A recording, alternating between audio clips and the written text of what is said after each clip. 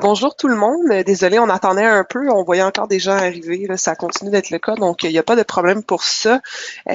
Bonjour à tous, merci d'être avec nous ce matin pour le webinaire sur les dashboards, en fait. Je vais me permettre de me présenter avant de laisser la parole à Hélène. Donc, je m'appelle Roxane, je suis gestionnaire marketing ici chez Dialogue. Puis, je voulais seulement vous donner là, quelques informations avant de commencer.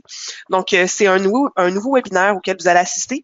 En fait, la raison pourquoi on l'a mis en place, c'est qu'on a de plus en plus de demandes, autant au niveau de nos clients que quand on va dans des événements, puis on parle avec les personnes qui viennent nous voir sur la nécessité de mettre en place des tableaux de bord qui sont efficaces, oui, faciles à lire, mais qui sont aussi alignés avec les objectifs autant marketing que d'entreprise. On est chanceux, nous, à l'interne, on a Hélène qui a beaucoup d'expérience, en fait, dans ces types de projets-là. Puis, elle a elle-même développé une méthode en 10 étapes pour être capable de développer des dashboards qui permettent de faire, de suivre les bons KPI puis d'être aligné avec les besoins marketing et d'entreprise. Donc, je vais la laisser se présenter après. Mais l'idée, en fait, avec vous, c'est ça, de présenter ce processus-là. À titre informatif, c'est un webinaire d'environ 30 minutes, puis vous pouvez poser des questions directement pendant ces 30 minutes-là dans la section du chat qui se trouve au bas de votre tableau de contrôle GoToWebinar. Puis, en fait, on va répondre aux questions à la fin, donc il va y avoir une période d'environ 5 minutes, mais ça peut dépasser, il n'y a pas de problème. Donc, bonne écoute, puis je laisse la parole à Hélène. Donc, bonjour, j'espère que vous m'entendez. Roxane, tu m'entends? Oui, je t'entends. Désolée, je t'en dis. Super, il n'y a pas de problème. Donc, il fait que je vais me présenter. Donc, je suis Hélène Tran, je suis la nouvelle directrice de solutions clients chez Dialogue Insight. Donc, aujourd'hui, je vais vous parler de tableau de bord marketing. Et pour cela, en premier temps, je vais vous expliquer un petit peu l'importance des tableaux de bord pour les entreprises dans la prise de décisions stratégiques et spécifiquement pour les équipes marketing. Et ensuite, je vais vous montrer la méthode recommandée à travers 10 étapes pour construire un bon tableau de bord. Par mesure de confidentialité et du fait qu'un tableau de bord est très spécifique à chaque entreprise, c'est difficile pour nous de vous montrer des tableaux de bord type. Donc, je vais juste vous montrer la logique, comment le mettre en œuvre. Donc, on va commencer par les influences de l'évolution marketing. Pour comprendre l'importance aujourd'hui des tableaux de bord dans les entreprises, il faut connaître l'évolution du marketing et son influence sur le rôle des dashboards. Pour cela, on revient un petit peu dans l'histoire de marketing. Au début, que ce soit des outils, des méthodes ou des stratégies, le marketing aujourd'hui ne se pratique vraiment plus comme avant. Avant, pour séduire le consommateur, les entreprises utilisaient surtout la presse, la télévision, la radio, les prospectus ou les plaquettes publicitaires. C'est ce qu'on appelle le marketing traditionnel. Et chaque campagne était axée sur un seul canal de communication et chaque canal a des stratégies complètement différentes. Quelques années plus tard, l'Internet nous fournit des nouveaux canaux de communication avec l'affichage des bannières publicitaires sur les sites web ou encore des envois de courriels. C'est ce qu'on appelle la publicité de masse. C'est le même message pour tout le monde et mais quand même qui reste spécifique à chaque canal. À travers ça, le marketing fit ses premiers pas avec la collecte des données des clients à des fins de personnaliser les communications via des envois de courriels qui soient plus ciblés, des outils de fidélisation en ligne ou encore des publicités poussées aux consommateurs selon leur dernier clic ou la consultation des sites web. Donc, il fait que à travers ça, on collecte de plus en plus de données et il faut qu'on les exploite, ces données-là, pour mieux cibler les messages.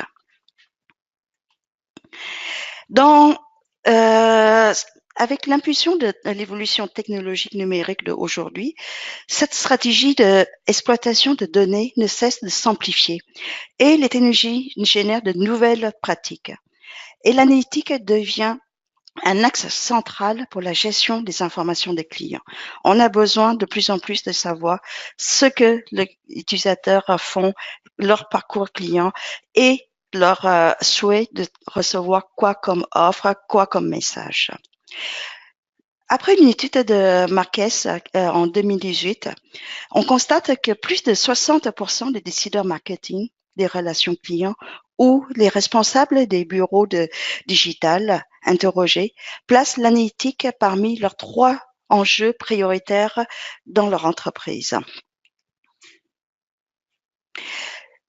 Pourquoi? Pour la simple raison, c'est que aujourd'hui, les 2 pratiques les plus utilisées en marketing qui sont mis en avant et qui est vraiment permise par la collecte des données et l'analyse de data. Le premier, c'est le retargeting. Le retargeting ou encore le reciblage publicitaire est une technique qui est très utilisée aujourd'hui en marketing en ligne, qui permet de cibler les visiteurs d'un site ou d'une page web, surtout ceux qui n'ont déjà démontré de l'intérêt pour une marque, un produit ou un service, avec une campagne publicité display ou une relance courriel ciblée autour des produits ou des services qui ont attiré l'intérêt des utilisateurs. Cette pratique de relance sur les produits sélectionnés ou le panier abandonné a enregistré de très bonnes performances en ROI, surtout lorsqu'elle est enrichie par des offres promotionnelles ou des services complémentaires élaborés après le croisement entre les données de profil récoltées et le comportement des achats récoltés à travers tous les canaux de communication. Le deuxième technique en vogue, c'est le lead nurturing, qui peut être traduit en français approximativement comme l'élevage ou la mise sous couveuse de prospects. C'est une procédure qui consiste à maintenir ou renforcer une relation marketing avec les prospects qui ne sont pas encore mûrs dans une action de vente ou pour lequel les actions échouées sont encore précoces. En attirant le client à soi, en lui délivrant un contenu plus attractif, plutôt qu'aller le chercher. Donc, il fait que là aussi, il faut connaître ce qui nos consommateurs, qu'est-ce qu'ils veulent et qu'on va pouvoir cibler les messages. À travers ces stratégies-là, on a besoin de plus en plus une politique de collecte de données et une analyse de données clients plus poussée pour bien comprendre nos utilisateurs et pouvoir mieux qualifier de façon plus précise qui sont les utilisateurs.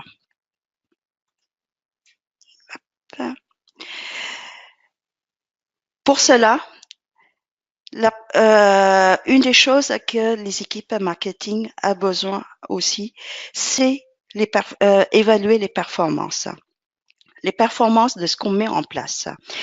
Donc, il est indispensable pour les équipes marketing de pouvoir estimer le ROI de chaque campagne et de chaque action qu'ils vont faire.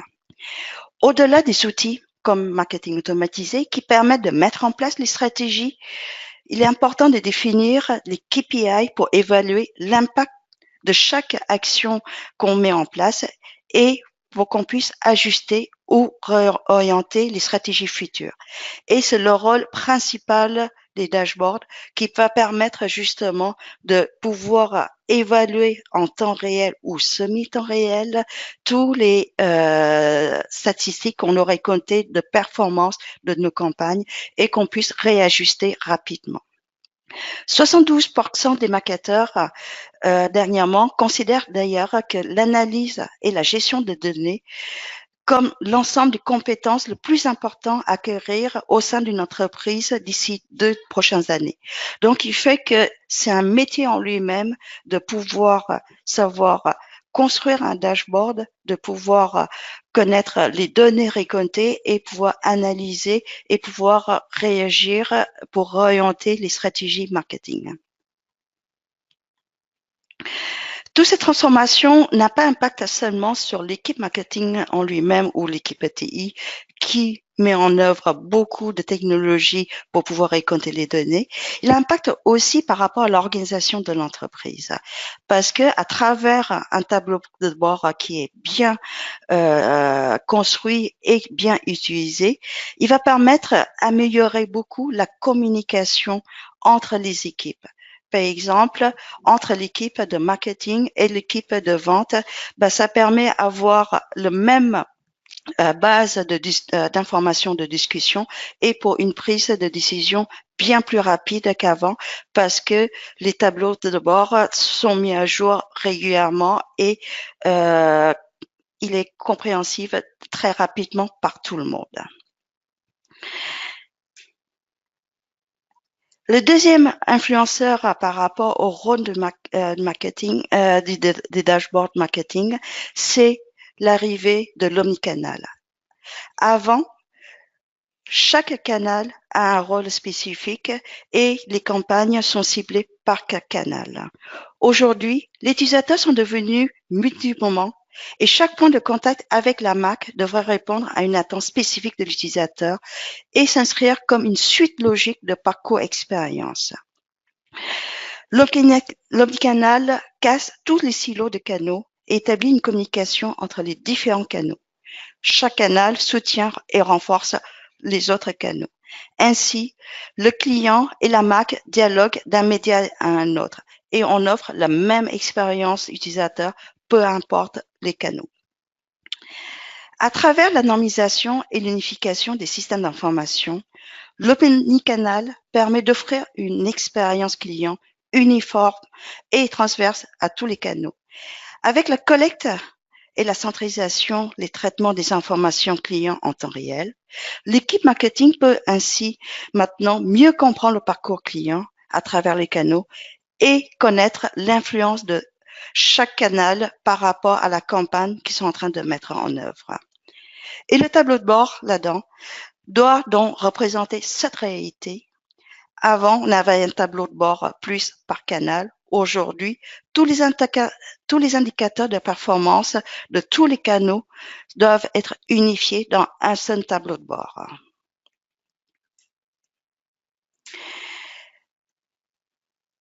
Là, on va entrer plus dans le vif du sujet qui est comment construire un tableau de bord et qu'est-ce qu'un bon tableau de bord. Pour cela, on va revenir sur la définition même. Qu'est-ce que c'est un tableau de bord?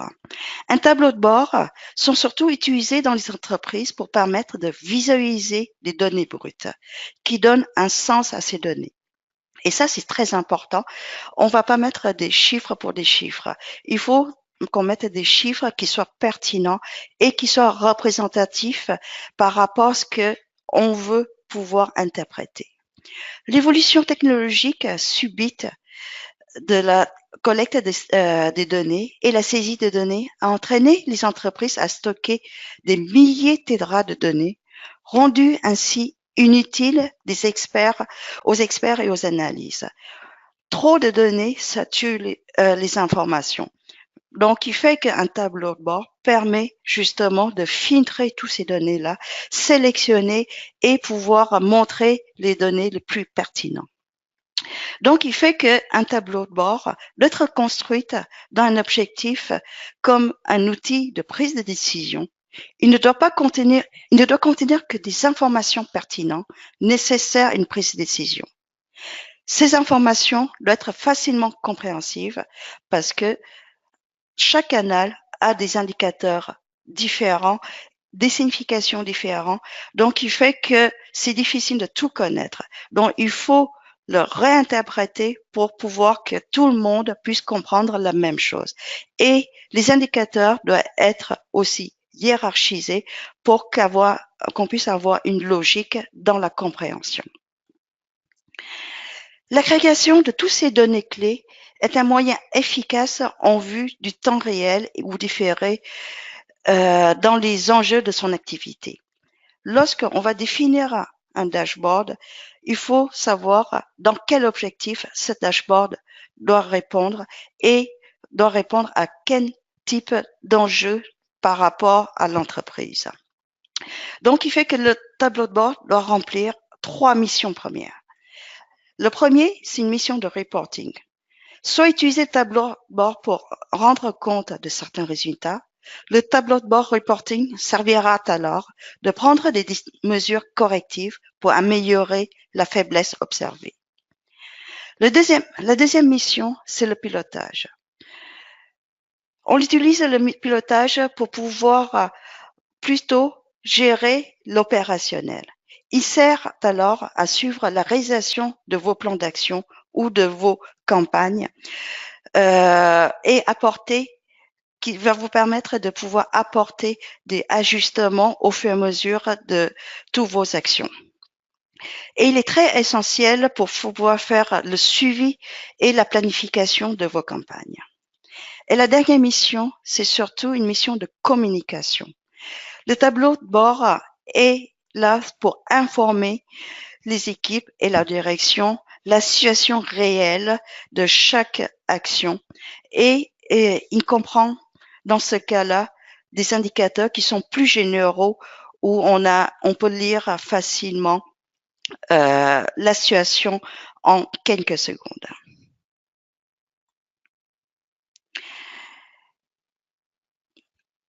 En conséquence des 3 missions des tableaux de bord, il en découle 3 types de rapports. Il y a le rapport opérationnel qui est plutôt destiné pour les gestionnaires, qui servira de manière quotidienne pour pouvoir suivre l'évolution de vos campagnes. Le deuxième type de tableau de bord, c'est le tableau de bord qu'on appelle analytique, qui est plus destiné aux experts. Et c'est un juste milieu entre le tableau de bord stratégique et opérationnel, car il va contenir des indicateurs clés qui permettent de pouvoir voir rapidement la situation de vos campagnes et comprendre la cause à effet de la performance de vos campagnes. Mais ça rajoute, c'est que lorsque on voit qu'il y a une campagne sur un canal spécifique a des problématiques qui n'atteignent pas les objectifs, vous allez pouvoir creuser à travers le tableau de bord pour avoir plus de détails. Donc, il fait que ça va arriver au même niveau que l'opérationnel ensuite. Alors qu'un tableau de bord stratégique va rester à un niveau plus général qui va donner un résultat par rapport à l'objectif initial des décisions qui ont été prises. Donc, ça donne un statut seulement de toutes vos campagnes. Donc, lorsqu'on va commencer à définir un dashboard, il faut savoir quel type de rapport vous voulez avoir. Est-ce que c'est un type de rapport opérationnel, analytique ou stratégique? Et à partir de là, on va pouvoir commencer à construire le dashboard. Je vous donne un exemple de comment appliquer une vision omnicanal par rapport à un dashboard. Avant, comme je vous ai dit, je disais, on construisait un dashboard par canal. Et là-dedans, on regarde les campagnes qu'on a définies pour chaque canal. Aujourd'hui, il faut qu'on ait une vue plus globale et transverse à tous les canaux. Donc, si dans un dashboard, on souhaite avoir des chiffres d'affaires. En premier lieu, au niveau d'un dashboard de type stratégique, on va montrer l'ensemble des chiffres d'affaires global de résultats de toutes les campagnes. Et à partir de là, on va pouvoir sélectionner les performances de chiffre d'affaires pour une campagne. Et en troisième niveau, on va pouvoir voir les indicateurs de performance des canaux. Les canaux qui influencent sur les indicateurs, là, on va avoir d'autres indicateurs de performance qui va montrer l'influence de ces canaux sur le chiffre d'affaires. L'exemple que je vous montre ici représente bien cette représentation d'un dashboard où on montre ici la performance d'un e-commerce. Vous voyez à droite du dashboard où on peut sélectionner soit pour tous les canaux, c'est quoi la situation réelle de performance de e-commerce, que je peux filtrer après par campagne et ensuite par canal. Donc, on a une vue globale et on a une vue par canal. Donc, il fait qu'à travers une vue très rapide ou en one-pager, on peut connaître la situation et quel canal marche, quel canal ne marche pas et surtout quelle campagne qui marche pas. Un tableau de bord, c'est bien, mais qu'est-ce qu'un tableau de bord qui est bon tableau de bord? Il se définit sur 4 critères. Un tableau de bord doit être un tableau de bord qui représente des choses qui sont complexes à comprendre de manière où les gens vont pouvoir le comprendre de manière très simple. Un tableau de bord doit pouvoir raconter une histoire claire, exprimer les données de manière significative pour qu'on puisse prendre des décisions et surtout, il va pouvoir relever des détails qui va permettre de comprendre qu'est-ce qui marche pas et pouvoir ajuster dans les stratégies. Pour cela, je vais vous présenter les 10 étapes à faire pour construire un bon dashboard. En première étape, c'est toute la phase de préparation. Et la première étape de la préparation, c'est obtenir la vision globale des activités et les objectifs. Qu'est-ce que ça veut dire? En première étape, c'est connaître et recenser toutes les activités marketing, définir les objectifs d'affaires de l'entreprise et connaître les objectifs et quel type de dashboard on souhaite avoir.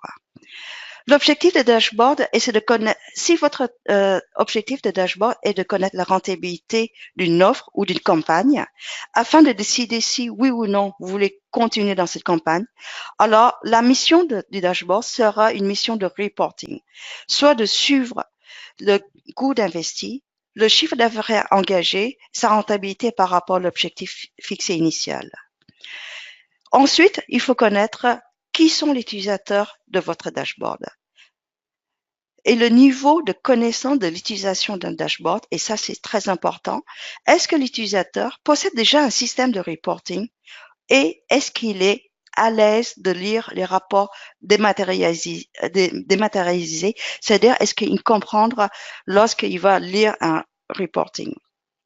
Ce sont des informations très importantes qui va pouvoir vous permettre de bien construire votre dashboard parce que les indicateurs, c'est difficile à comprendre et savoir la signification. Donc, il faut se mettre tout le temps, le construire un dashboard au même niveau de celui qui va l'utiliser et qui va le lire. Donc, il fait qu'un dashboard doit être utilisable et utilisé par les utilisateurs finaux. La deuxième étape, c'est définir les besoins opérationnels et les lecteurs ciblés. Donc, à cette étape-là, on doit poser la question, quelles sont les données qui vont répondre à des problématiques métiers précis? Un marketeur n'a pas la même problématique qu'un vendeur ou un responsable du service relation client. L'utilisateur qui ne souhaite pas en général, l'utilisateur ne souhaite pas connaître toutes les informations disponibles que vous avez récoltées au cours dans tous vos systèmes. Il ne souhaite avoir une vue adaptée à son métier et à ses problématiques à lui. Donc, pour qu'un dashboard soit utilisable, donc il faut qu'on cerne bien le besoin et quel usage qui va être utiliser le tableau de bord et comment on va l'utiliser. Donc, il fait que mener une étude des besoins du dashboard pour bien fixer le cadre général de la construction est super important. Les questions types qu'on doit se poser, c'est quel type de dashboard qu'il a besoin, quelle information qu'il a besoin, dans quel cas il a besoin, qu'est-ce qu'il va faire avec le dashboard et quelle fréquence il va l'utiliser. La troisième étape qu'il faut analyser, c'est les sources de données. Quelles sont les sources de données qu'on a? Les difficultés qu'on va avoir à connecter à toutes ces sources de données pour pouvoir récupérer ces sources de données. Là, il faut travailler avec les équipes TI et regarder dans l'ensemble tous vos systèmes qui contient les informations de données que vous voulez récolter et évaluer avec eux est-ce qu'il est possible de pouvoir le récolter, comment le récolter et à quelle fréquence je peux récolter les informations. Lorsque vous avez défini les 3 premières étapes, là, on va pouvoir planifier réellement dans une démarche évolutive la construction d'un dashboard. Soyons réalistes, un dashboard, on ne peut pas le construire en une fois et que ce soit parfait. Tous les systèmes ne peuvent pas être connectés tout de suite. Il se peut que, à travers des difficultés techniques, vous allez devoir développer de nouvelles connecteurs. Vous allez devoir mettre en place des systèmes de connexion ou récupération de données qui sont spécifiques. Donc, il fait que vous allez devoir planifier le développement, la création des dashboards de manière évolutive. De plus, dans une entreprise, les campagnes, la manière dont on travaille, l'évolution d'affaires d'une entreprise évolue au fur et à mesure du temps. Donc, il fait qu'il se peut que les indicateurs que vous avez définis il y a un an, aujourd'hui, ne représentent plus les besoins de ce que vous avez aujourd'hui. Donc, il fait qu'il faut en tout temps de pouvoir réviser tous les indicateurs que vous avez sélectionnés et se poser la question, est-ce qu'il est encore pertinent ces indicateurs-là?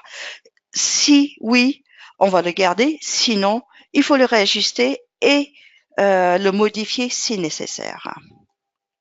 Et évidemment, s'il faut ajouter d'autres indicateurs, c'est là qu'il faut revoir quel indicateur qu'il vous faut pour pouvoir bien cibler et répondre aux besoins de vos utilisateurs de dashboard.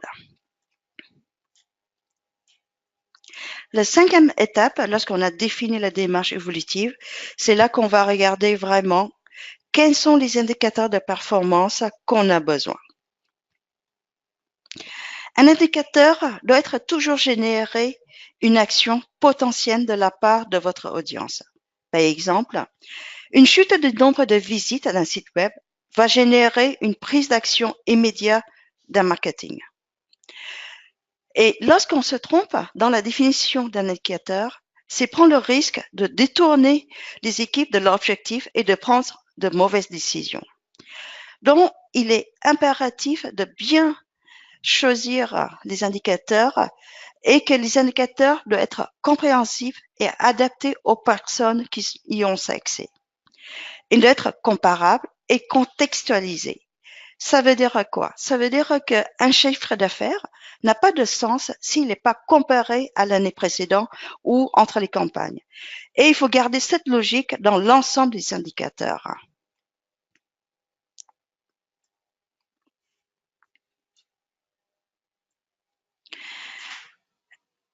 Lorsque vous avez défini les indicateurs et sélectionné les indicateurs comme il faut, là, il faut comprendre à travers ces indicateurs-là comment l'audience va utiliser ces indicateurs-là et vérifier est-ce qu'ils vont pouvoir exploiter comme il faut ces indicateurs-là.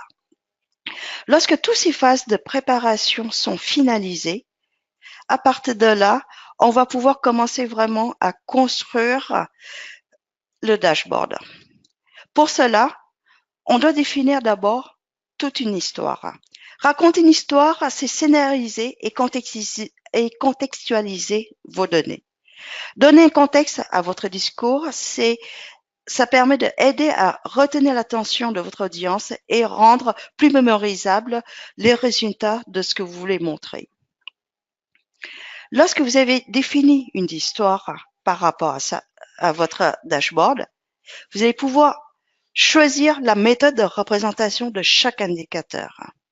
Et le choix de comment on va afficher chaque indicateur est très important car c'est un moyen de pouvoir privilégier le message que vous voulez faire passer.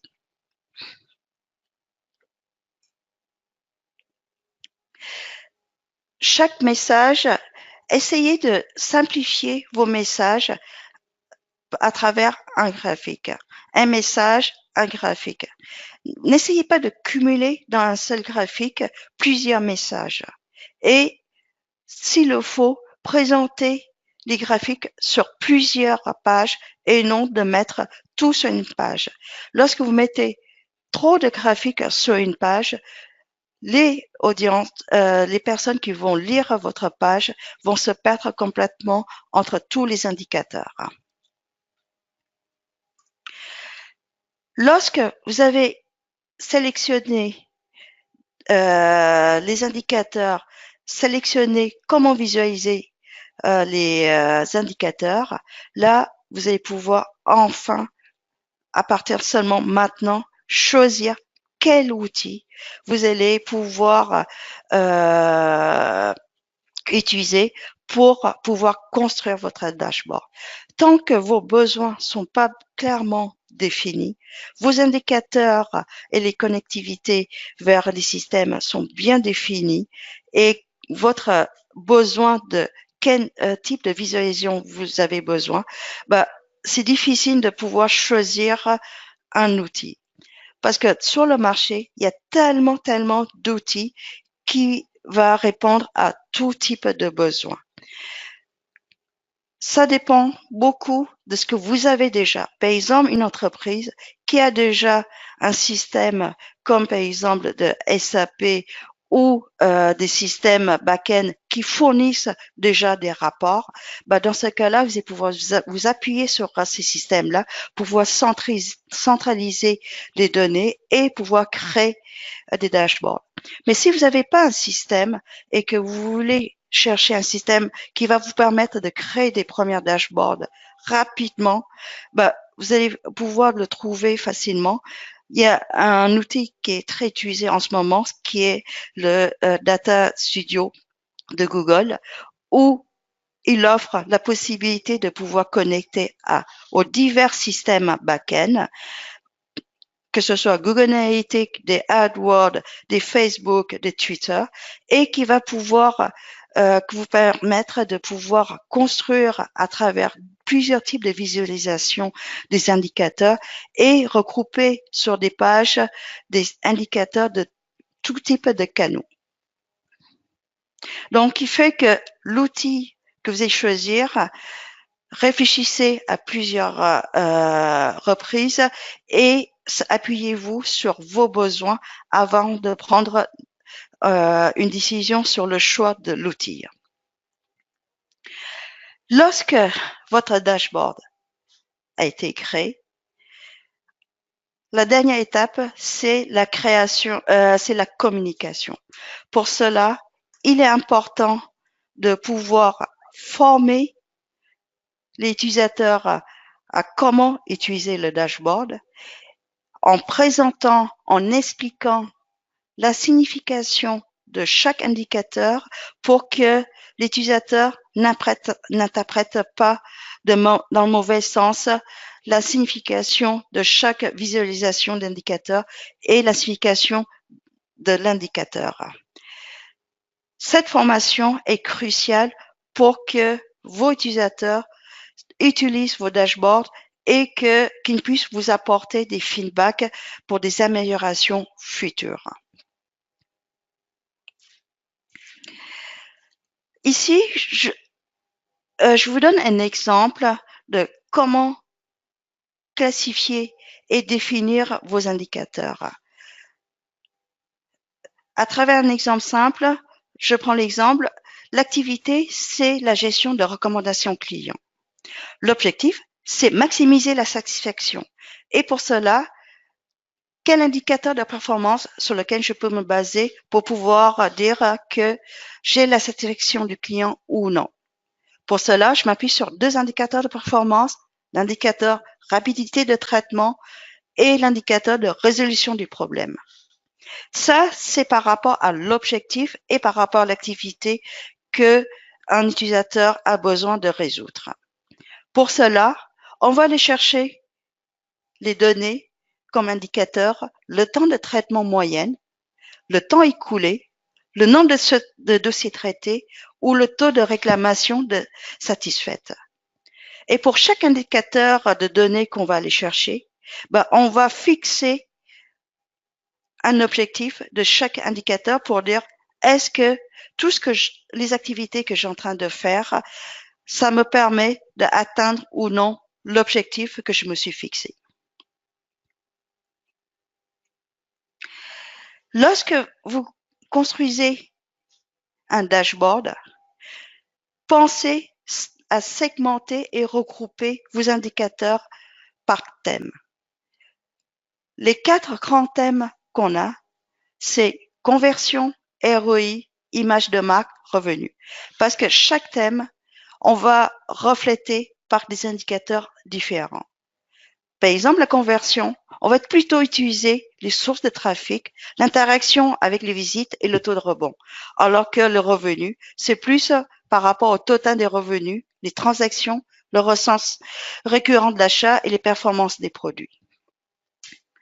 Donc, il fait qu'en regroupant les indicateurs par thème, votre dashboard va être plus facile, va être plus lisible et les utilisateurs vont mieux comprendre facilement l'objectif de chacun de vos indicateurs.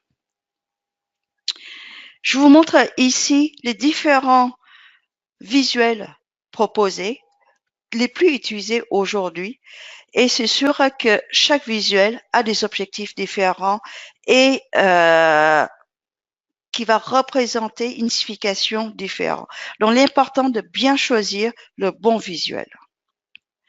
En résumé, pour créer un bon dashboard, il faut bien organiser, c'est-à-dire bien analyser tous vos besoins, bien savoir quels sont les indicateurs que vous souhaitez avoir. Ensuite, planifier la création du dashboard, lancer pour pouvoir l'utiliser et suite à l'utilisation, avoir une étape cruciale qui est réviser régulièrement vos dashboards pour pouvoir réajuster ensuite. Donc voilà, donc il fait que je vous remercie beaucoup d'avoir suivi ce webinaire. J'espère que vous avez l'intérêt par rapport au sujet et si vous avez des questions, vous pouvez poser maintenant les questions. Merci.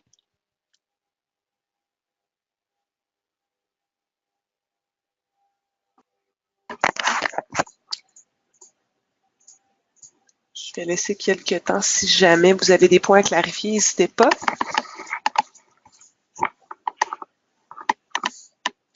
Semble pas. Donc, je vais simplement pour terminer, faire un rappel que le webinaire va être vous être envoyé par vidéo. Donc, étant donné qu'il y a quand même beaucoup de contenu je pense, à réfléchir puis à voir comment on peut s'appliquer à votre industrie puis à votre entreprise, n'hésitez pas à le revoir. Donc, ça va partir dans les prochains jours. Donc, sur ça, on vous souhaite une bonne fin de journée.